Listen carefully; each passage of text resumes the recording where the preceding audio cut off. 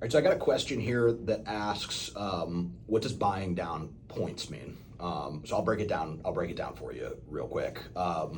Points is basically slang. It's like industry slang for percentage, right? 1 point is 1%. Is just sort of industry terminology. So buying down points. First, let me explain to you how interest rates work. Anytime that you are financing anything, let alone, but I'm going to talk about a mortgage in this, you will have a series of different interest rates that are offered. Some interest rates might cost nothing. Some interest rates might pay you money back in the form of a lender credit. Some interest rates might cost money to buy. So let's just use nice round even numbers just for a quick example. Let's say, for the sake of argument, that you're buying a house and the interest rate that you are quoted is 6.0%. That interest rate of 6.0% in this example has no cost and no credit.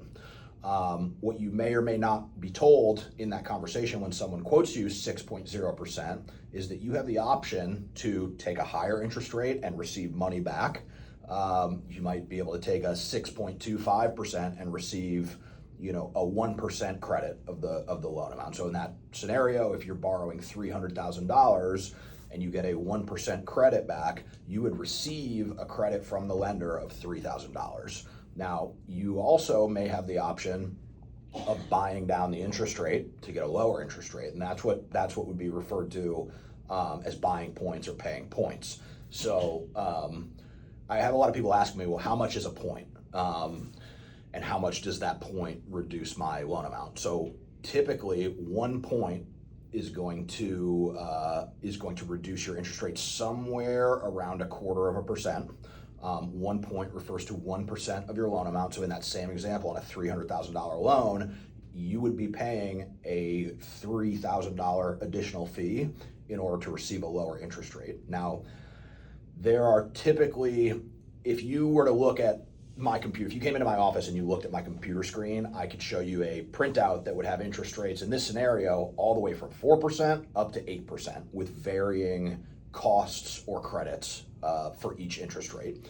It is very unlikely that you are going to have options that are exactly 1%, exactly 2%, exactly 3%, right? Like usually it is small adjustments where you might have a loan that costs 0.3%, and then another interest rate that costs 0.42, and then one that costs 1.1, and then one that costs 1.67. So it's not exactly like a linear progression where you pay 1%, it reduces it by a quarter. You pay 2%, it reduces it by a half. It's not like that. There's other factors in play when the powers that be are pricing these things out. There's something called runoff, when a lender loans a bunch of money to a bunch of different people. Like, let's say they have 1,000 loans out there. There are certain interest rates that they disincentivize you from taking because their actuaries, whoever it is that's determining likelihood of the loan being paid off early, have determined that certain interest rates have a high likelihood of being wiped out and paid off. So you may see, one interest rate, the first percent gets you a quarter, and then the next percent gets you 0.05. You know what I mean? And then the next percent gets you a half.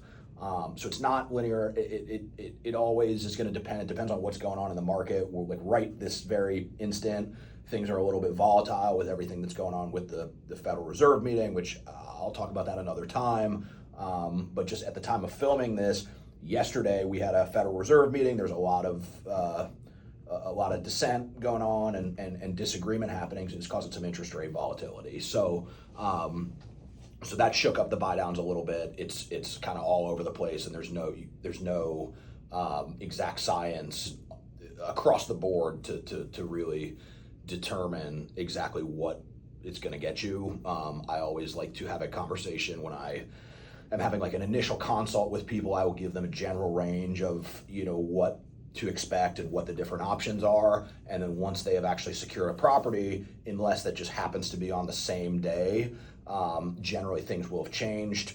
in one direction or the other, for better or for worse, and then we will have another follow-up conversation about whether they want to lock in an interest rate or float an interest rate and leave it open to market adjustments.